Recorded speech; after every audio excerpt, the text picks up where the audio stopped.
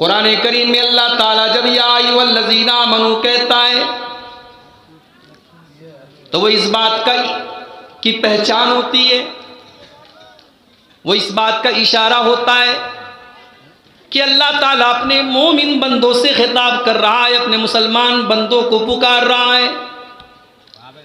या अय्युहल्लज़ीना आमनू, ऐ वो लोगों जो ईमान लाए हो, ऐ वो लोगों जो अपने आप को मुसलमान कहने का दावा करते हो, ऐ वो लोगों जो अपने आप को अल्लाह के आखिरी नबी का उम्मती मानते हो। या अय्युहल्लज़ीना आमनू, ऐ ईमान वालो, ऐ मोमिनो, उदखुलू फिस्सिल्मि काफ़ा, तुम इस्लाम के अंदर पूरे के पूरे दाखिल हो जाओ। इस्लाम के अंदर पूरे के पूरे दाखिल हो जाओ। लेते मगर 50,000 की आपने खरीदारी कर ली, अब बैंक ये कह रहा है कि आपको 2 महीने के अंदर बैंक में वापस 50,000 रुपये जमा करना है। अगर आप टाइम से नहीं जमा कर पाए तो हर दिन आपके ऊपर 200-300 रुपये की पेनाल्टी लगेगी। ये पेनाल्टी क्या है? ये सूद है, इंटरेस्ट है, और ये हराम है मेरे भाई, सूद हराम है। मेरे नौजवान भाई ने आकर के मुझसे पूछा, मैंने उसको जवाब दिया, वो मुतमईन होकर चला गया। मुझे बड़ा अच्छा लगा मेरे भाई। हम पूछते नहीं हैं, हम नमाज का मसला पूछते हैं मौलवी साहब से, हम वजू का मसला पूछते हैं, हम गुस्ल का मसला पूछते हैं, मगर हम जब बिजनेस करते हैं, जब कारोबार करते हैं, तब हम मसला नहीं पूछते। तब तो हमारे लिए बस ये अहम होता है कि हमको प्रॉफिट कैसे आ जाए, हमको मुनाफा कैसे आ जाए। और सच बताऊं मेरे भाई, कलिया चक के बारे में जब ये सुनता हूं कि यहाँ 2 नंबर के काम बहुत होते हैं, जब कलिया चक के इलाके के बारे में ये सुनता हूं कि यहां लोग कारोबार करने में एहतियात नहीं करते, अल्लाह की कसम दिल में तकलीफ होती है कि ऐसा इलाका जहां हम तकरीर करने जाते हैं, जहां हजारों लोग हमसे मोहब्बत करते हैं, जहां हमको जलसों में बुलाया जाता है, अगर वहां हलाल और हराम के दरमियान फर्क नहीं किया जाता है तो ये मेरे लिए बहुत बड़ी अफसोस की बात है मेरे भाई। हजरत उमर फारूक रजी अल्लाह ताला अन्हु बाजार में जाकर के ये कहा करते थे कि हमारे मार्केट में, हमारे बाजार में कोई ऐसा आदमी कारोबार ना करे, बिजनेस ना करे जिसके पास दीन की जानकारी ना हो, जिसके पास हलाल और हराम की जानकारी ना हो। हलाल और हराम की जानकारी के बगैर कोई बिजनेस ना करे, हजरत उमर मना करते थे। आज हमारा नौजवान अपने शौक को पूरा करने के लिए, उसे आईफोन खरीदना है, उसे प्रॉपर्टी खरीदना है, उसे रातों रात करोड़पति बनना है, तो वो लॉटरी भी ले रहा है, वो जुआ भी खेल रहा है, वो सूद और ब्याज का धंधा भी कर रहा है। मेरे प्यारे साथियों, अल्लाह के प्यारे नबी ने क़यामत की निशानी ये भी बताई थी। आपने फरमाया था, याती अलन्नासी ज़मानुन ला युबालिल मरउ मिन ऐना खज़ल माल, एक ऐसा ज़माना आने वाला है जब इंसान परवाह नहीं करेगा वो हलाल तरीके से पैसा कमा रहा है या हराम तरीके से पैसा कमा रहा है। हलाल से भी पैसा कमाया जा सकता है, बहुत सारी मिसालें मौजूद हैं।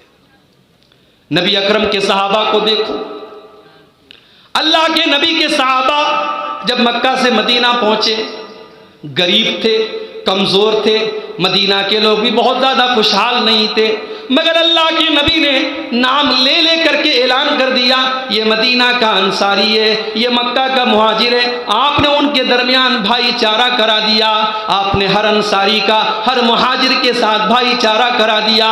मेरे प्यारे साथियों, आज तो सगा भाई अपने भाई का माल हड़पने को तैयार है, सगा भाई अपने भाई की जमीन हड़पने को तैयार है। वहां देखो, अल्लाह के नबी ने कोई रिश्ता नहीं है, कोई खून का रिश्ता नहीं है, मक्का के मुहाजिर मक्का के रहने वाले और मदीना के अंसारी मदीना के रहने वाले, अल्लाह के नबी ने सिर्फ एक ऐलान कर दिया और आपने नाम ले लेकर के बता दिया कि ये मक्का का मुहाजिर तुम्हारा भाई है। मदीना के अंसारियों ने अपने दिल के दरवाजे उनके लिए खोल दिए।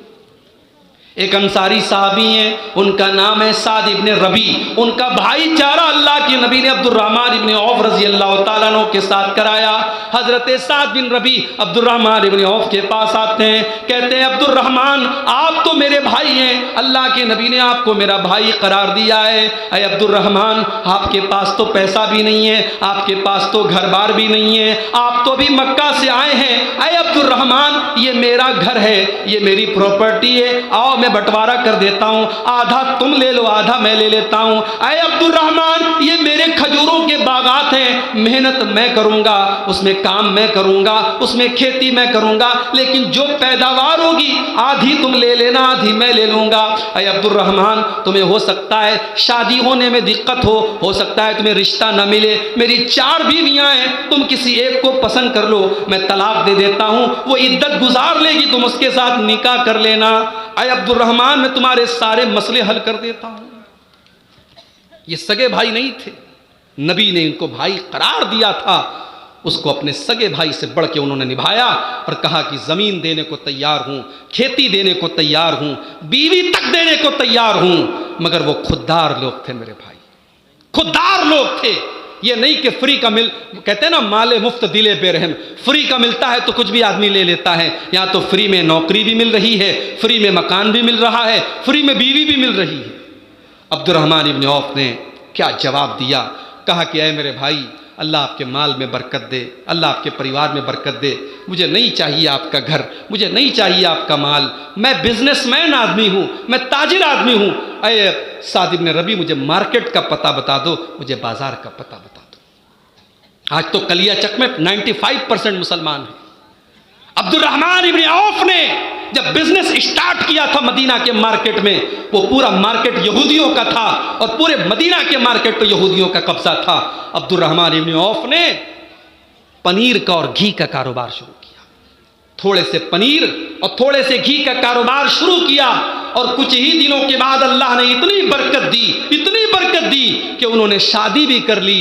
अच्छा शादी कर ली और नबी को इनवाइट नहीं किया, क्योंकि बारात लेके नहीं गए थे ना। हमारे यहाँ तो बारात लेके जाएंगे और मौलवी साहब बेचारे शेरवानी पहन के सबसे आगे जाएंगे। मौलवी साहब को अगर आप बारात में नहीं लेके गए तो मौलवी साहब अगले दिन खुतबे में आपको डांट देंगे, इस कमबख्त ने मुझे अपने बारात में नहीं बुलाया।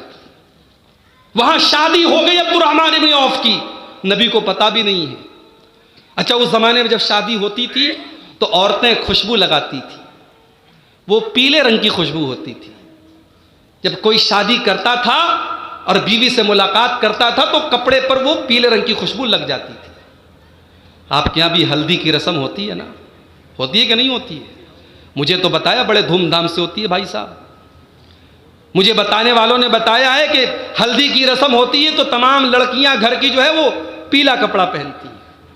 अभी मैं इंटरनेट पर सर्च कर रहा था कि ये भारत में विवाह में हल्दी की परंपरा क्यों है। मैंने गूगल पे बस इतना टाइप किया कि भारतीय विवाह में हल्दी की परंपरा क्यों है, तो गूगल के अंदर से जवाब निकल करके सामने आया कि भारत की परंपरा में हल्दी को ये अच्छे मुकद्दर का प्रतीक माना गया है और ये माना गया है कि अगर आपको नजर लगने वाली होगी तो हल्दी की वजह से नहीं लगेगी, यानी उसके साथ एक अकीदा जुड़ा है। हल्दी ऐसे ही नहीं लगाई जाती है, हल्दी के साथ एक अकीदा जुड़ा है और हिंदू मजहब की किताबों में यह लिखा है कि हल्दी लगाने से अगर आपके घर में कोई नुहुसत आने वाली है तो वो नहीं आएगी।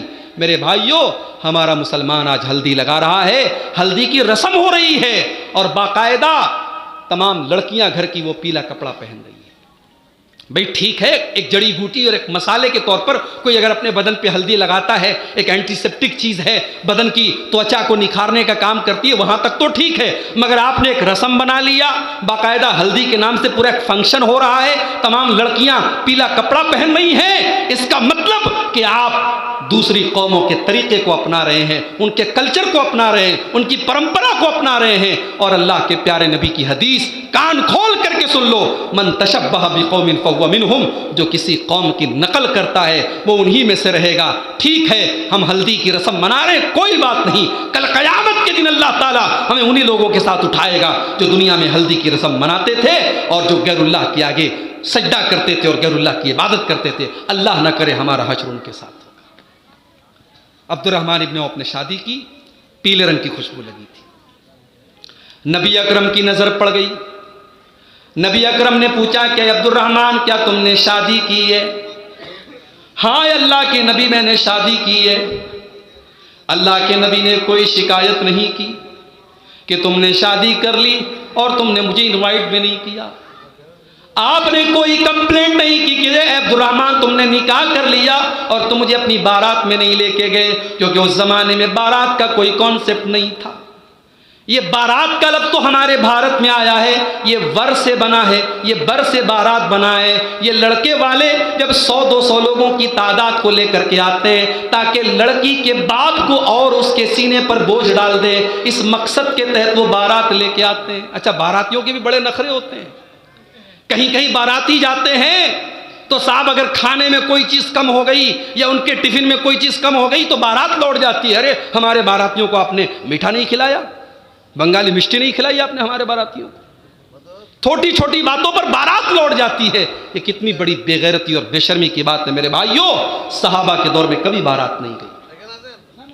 और मेरी बात कान खोल के सुन लो, मैं अपने नौजवानों से कहना चाहूंगा कि ये बारात और जहेज तकरीर से खत्म नहीं होगी। ये बारात और जहेज खत्म होगी जब लड़का अपने माँ बाप से पूरे कॉन्फिडेंस के साथ कहेगा कि मेरी शादी होगी तो मैं सुन्नत तरीके से 4-5 लोग हम जाएंगे और लड़की को विदा लेकर के लेके आएंगे। हम कोई बारात लेके नहीं जाएंगे और कोई जहेज नहीं लेंगे। जब लड़का ये गट्स अपने अंदर पैदा करेगा। अरे मैं कहता हूँ, अपने भाइयों से कहता हूँ कि अगर आपको लड़की का बाप अगर मसेरी नहीं दे रहा है, आप एक मामूली सी चारपाई पे लेट जाना मेरे भाई। जब अल्लाह आपको नवाजेगा आप अपने पैसे से चारपाई खरीद लेना, मसेरी खरीद लेना। क्या ज़रूरत है कि आप अपने ससुर के पैसे से मसेरी लें, ससुर की बाइक पर आप सवारी करें, आप अपने कुव्वत बाजू पर खड़े होकर के दिखाएं, इंशाअल्लाह उसमें बरकत पैदा होगी। अल्लाह के नबी ने पूछा, है अब्दुर्रहमान तुमने अपनी बीवी को मेहर में क्या दिया? गौर करो, आज लड़के से सवाल किया जाता है कि तुझे जहेज में क्या मिला। नबी अकरम तो सवाल कर रहे हैं तूने अपनी बीवी को क्या दिया? आए अल्लाह के नबी, नवातम मिन ज़ाबिन, मैंने सोने की खजूर की डली के बराबर सोना दिया है।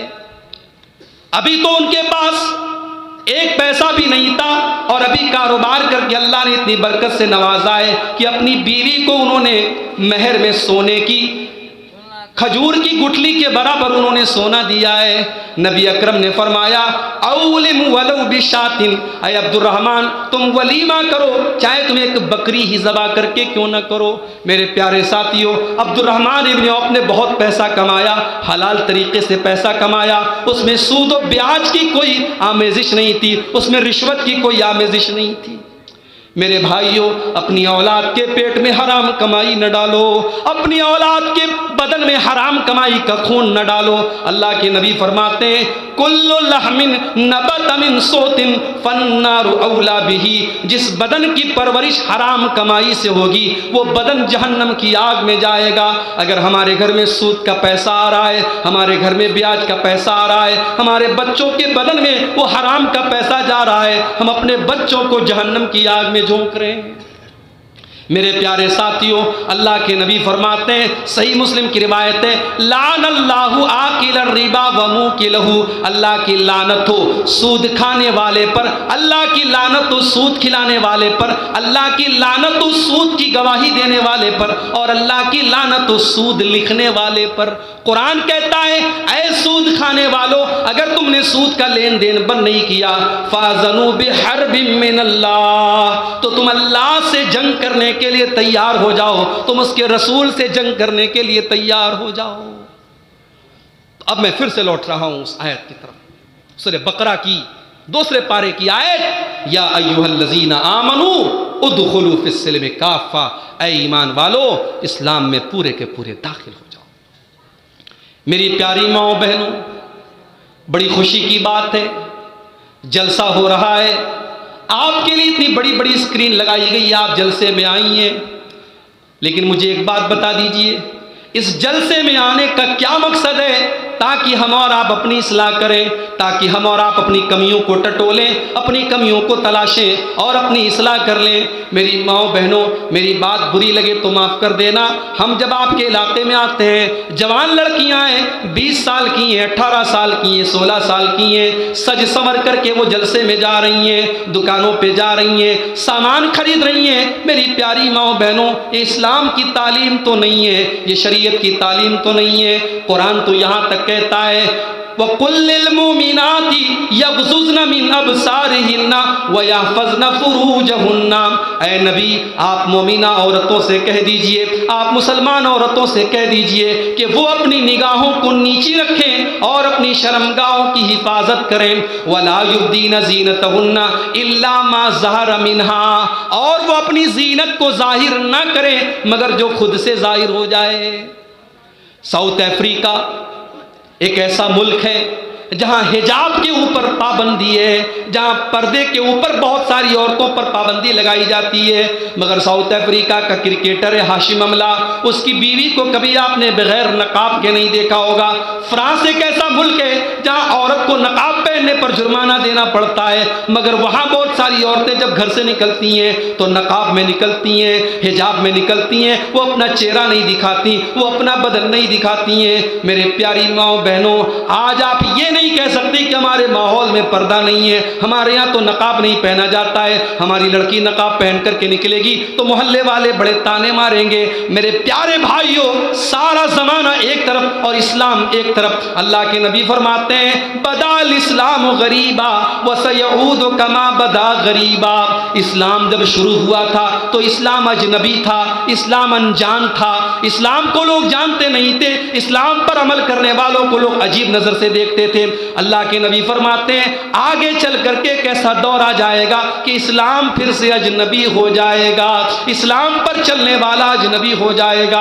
आज आपके मोहल्ले में, आपके इस इलाके में कोई लड़की अगर हिजाब में निकलती है, कोई लड़की अगर नकाब में निकलती है, सारे गांव की नज़र में और सारे इलाके की नज़र में ये बड़ा अजीब व गरीब माजरा हो जाएगा कि पूरे गांव में तो कोई लड़की नकाब नहीं पहन रही है, ये नकाब में क्यों जा रही है। मेरी प्यारी माँ बहनों, अगर कोई लड़की ये मुसीबत झेलने के लिए तैयार हो जाए कि मुझे लोगों की परवाह नहीं करना है, मुझे अल्लाह और उसके रसूल की परवाह करना है, तो अल्लाह के नबी फरमाते हैं फतूबा लिल गुरबा।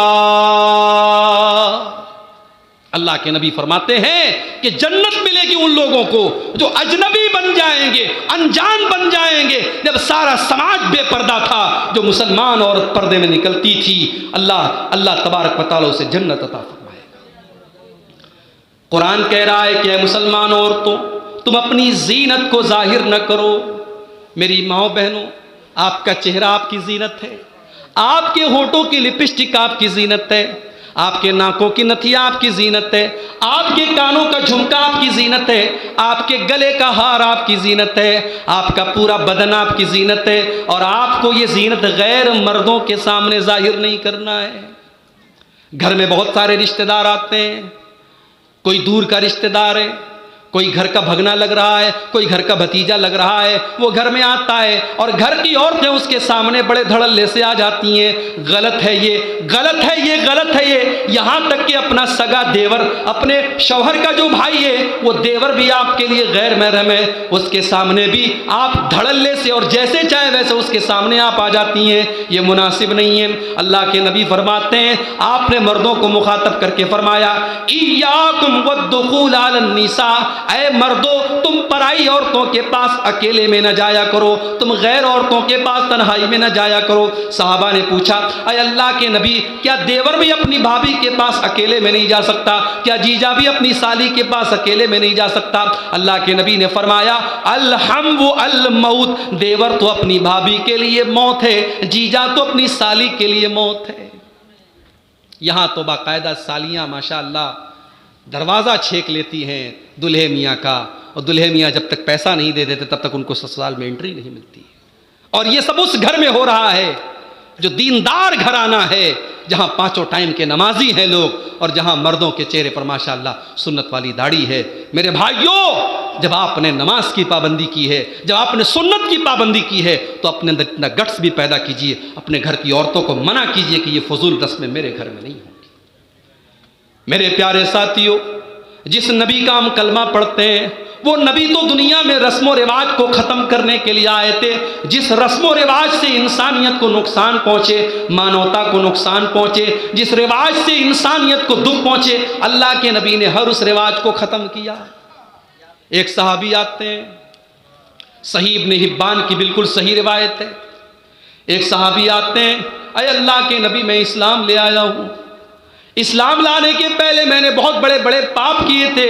अय अल्लाह के नबी, एक पाप मैंने ऐसा किया था कि वो पाप आज भी मुझे कचोटता है, वो पाप मुझे आज भी अंदर से चुभता है। क्या किया था तुमने? अय अल्लाह के नबी, मेरे घर में एक बच्ची थी, मुझे एक बेटी पैदा हुई थी। मेरे समाज का दस्तूर था, बेटियों को पैदा होने के बाद उनको जिंदा नहीं रखा जाता था।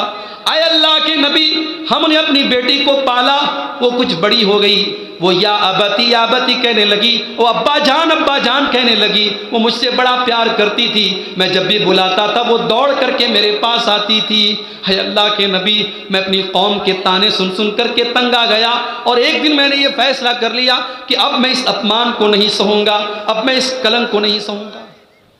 मैंने अपनी बेटी को लिया, अपने घर से थोड़ी दूर पहुँचा, एक कुएं के पास पहुंचा, मैंने अपनी बेटी को अपने साथ लिया था और बेटी मेरी बड़ी खुशी खुशी मेरे साथ आ रही थी। मैं जब भी बेटी को पुकारता था वो दौड़ी दौड़ी मेरे पास आती थी। आए अल्लाह के नबी, मैं कुएं के पास पहुंचा और मैंने अपने इन्हीं हाथों से अपनी बेटी को धक्का दे दिया और उस कुएं के अंदर डाल दिया।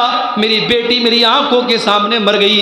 आए अल्लाह के नबी, मेरी बेटी के आखिरी अल्फाज जो आज भी मेरे कानों में गूंजते हैं, एक ही लफ्ज वो बार बार कह रही थी, या अबती या अबती, अय अब्बा जान, अय अब्बा जान। गोया कि वो ये कहना चाह रही थी, अय अब्बा जान, अपनी बिटिया का कसूर तो बता दो, अपनी बेटी की गलती तो बता दो, आपने अपनी बेटी को किस गलती की सजा दी है। साहबी ये वाक़या सुनाते हैं, साहबी रोने लगते हैं, अल्लाह के प्यारे नबी की आंखों से भी आंसू बहने लगते हैं। सहाबे किराम ये मंजर देख करके गमगीन हो जाते हैं और सहाबा उस सहाबी से कहते हैं कि तूने अल्लाह के नबी को दुखी कर दिया, तूने अल्लाह के नबी को गमगीन कर दिया। वो अल्लाह के नबी कहते हैं कोई बात नहीं, ये तो अपने दिल का दुखड़ा बयान कर रहे थे। फिर आप अल्लाह के नबी अपने उस सहाबी से कहते हैं कि ऐ मेरे सहाबी, जब तुम इस्लाम ले आए तो इस्लाम के पहले के तुम्हारे सारे पाप माफ हो गए, सारे गुनाह माफ हो गए, अब यहां से तुम नई जिंदगी की शुरुआत करो, तुम्हारे सारे गुनाह माफ हो गए तो तुम्हारा ये गुनाह भी अल्लाह क्या माफ हो जाएगा। तुमने अपनी बेटी के साथ जो किया वो गलत किया, लेकिन तुमने उस वक्त इस्लाम तुम नहीं जानते थे, तुम्हारे पास इस्लाम की दौलत नहीं थी, अब तुम इस्लाम ले आए हो तो तुम्हारा इस गुनाह अल्लाह ने माफ कर दिया। मेरे प्यारे साथियों, इस रस्म को भी अल्लाह के नबी ने खत्म किया था।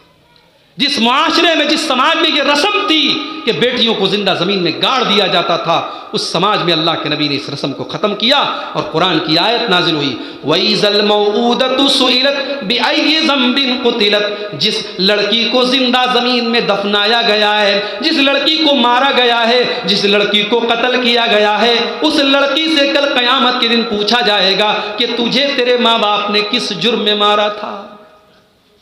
ये तो 1400 साल पहले की बात थी। 2022 का दौर चल रहा है, दुनिया बड़ी तरक्की कर चुकी है, आज इंसान चांद पर पहुंच चुका है, मगर हालात ज़्यादा नहीं बदले।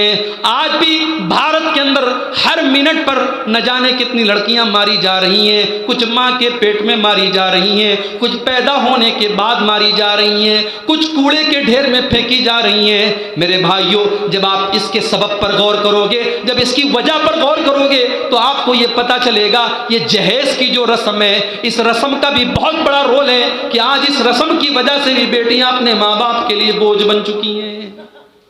तो हर उस रस्म को खत्म करो मेरे भाई, जो रस्म आपके समाज के लिए और आपके लिए बोझ बने। हमारे नबी तो रस्म और रिवाज की बेड़ियों से हमें आज़ाद करने के लिए आए थे। कुरान करीम में अल्लाह ने फरमाया, वयज़उ अन्हुम इस्रहुम वलगलाल लती कानत अलैहिम। हमने तुमको वो नबी दिया है जो नबी तुमको रस्म और रिवाज की बेड़ियों से आज़ाद करते हैं। हमारे नबी तुमको रस्म और रिवाज की और परंपराओं की कैद से आज़ाद करने के लिए आए थे। तो शादी ब्याह में हम रस्म और रिवाज को फॉलो करें और बने हैं हम पक्के मुसलमान। या अय्युहल्लज़ीना आमनू उदखुलू फिस्सिल्मि काफ़ा। ऐ ईमान वालो, तुम इस्लाम में पूरे के पूरे दाखिल हो जाओ। मुसलमान मकान बनाता है, इसी बंगाल से सवाल आया था मेरे पास, मौलवी साहब वास्तु शास्त्र के बारे में आपका क्या कहना है? मैंने कहा वास्तु शास्त्र क्या होता है? बोले वो एक इल्म होता है और उसके मुताबिक लोग अपना मकान बनाते हैं कि किचन यहाँ रखना है, कमरा यहाँ रखना है, बाथरूम यहाँ रखना है। बहुत से मुसलमान भी उस पर अमल करते हैं। मैंने कहा इस्लाम के अंदर वास्तु नाम की कोई चीज़ नहीं है। हाँ, जब आप अपने घर का बाथरूम बनाएं तो ये देखें कि वो पूरब और पश्चिम में नहीं है। बाकी आपका किचन कहीं पर भी हो, आपका कमरा कहीं पर भी हो, वास्तु शास्त्र की इस्लाम में कोई हैसियत नहीं है। आज कितने मुसलमान हैं जो घर मकान बनाने में वास्तु शास्त्र को देखते हैं। मकान के अंदर वो तावीज़ लटकाते हैं, दरवाजे के ऊपर वो तावीज़ लटकाते हैं। बरकत के नाम चीज़ें मेरे प्यारे भाइयों हराम है। सबसे पहले अपने अकीदे की इस्लाह करो, अपनी तौहीद की इस्लाह करो। इसके बगैर हम अल्लाह ताला क्या कामयाब नहीं हो सकते। अल्लज़ीना आमनू वलम यल्बिसू ईमानहुम बिजुल्मिन उलाइका लहुमुल अमनु वहुम मुहतदून। जो लोग ईमान लाए और उन्होंने अपने ईमान के साथ शिर्क की मिलावट नहीं की, उनके ईमान में, उनकी तौहीद में शिर्क की मिलावट नहीं थी, वही लोग अल्लाह के यहाँ कामयाब होने वाले हैं। अगर आपके घर में खैर व बरकत के नाम पे तावीज़ लटकाया जा रहा है तो ये भी शिर्क है।